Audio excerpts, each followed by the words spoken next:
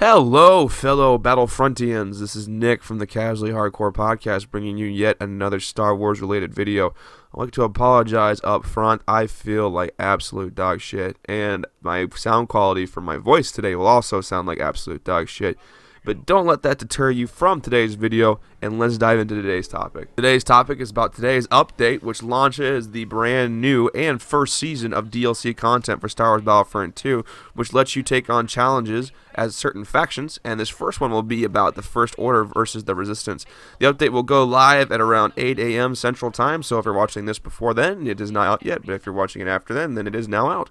Also, a cool note and update from EA is that the end of round payout credit system, for those who don't know, has finally been increased. They buffed the area quite a bit, so now they're upping the amount of credits you get for being certain top players. They also changed the MVP endings card screen with a score-based system instead of a kind of kill-based, MVP-based. Now you have players that can only appear in there once versus have some guy who was god tier in this match appear in all 5 slots, which allows players to kind of showcase their skills better. And personally, I love this change alongside the credit change too. It really kicks ass now that I actually get like 14,000 to 15,000 credits per match. And that's not all. EA has finally heard our cries and complaints about how the arcade mode cuts off the cap of credits way too early. EA has announced that on today's update as well, the arcade system has increased its payout by 3 times, which allows players to cap out at 1,500 credits overall throughout the 24-hour cooldown cycle, which is way better than the 500 credit or 250 system, whatever it was before. Honestly, for those who prefer the single-player experience, will now be able to get more crates and get more heroes at a faster rate versus what was in there prior. Daily login crates will also be increased as well. The crafting system has been increased in terms of how many parts you get per box.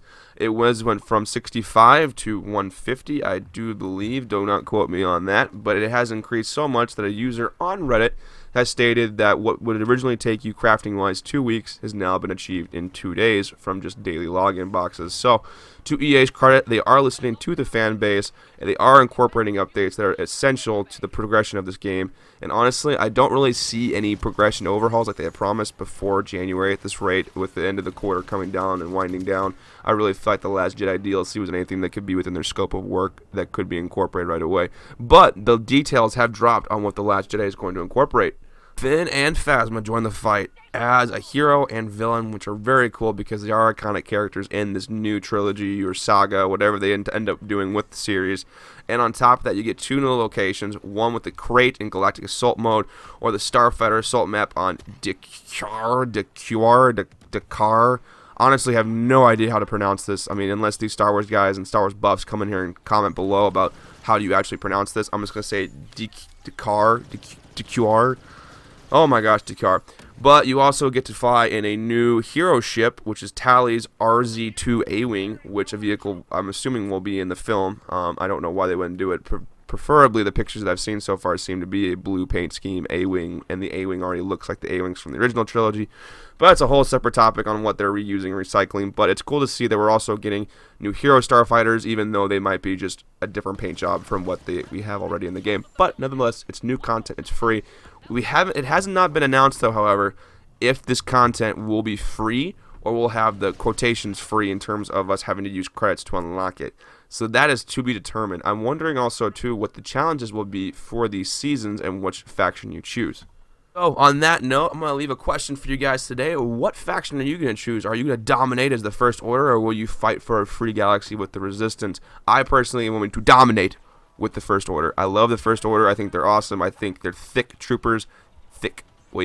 And I really feel like the First Order with Phasma and everything else is going to be very cool, and I cannot wait to hopefully use the big mammoth walkers that will appear in the new film. But as always, this is Nick from the Casually Hardcore Podcast. Thanks again for tuning in. If you liked today's video, leave a like, maybe subscribe, maybe don't, maybe like, maybe dislike.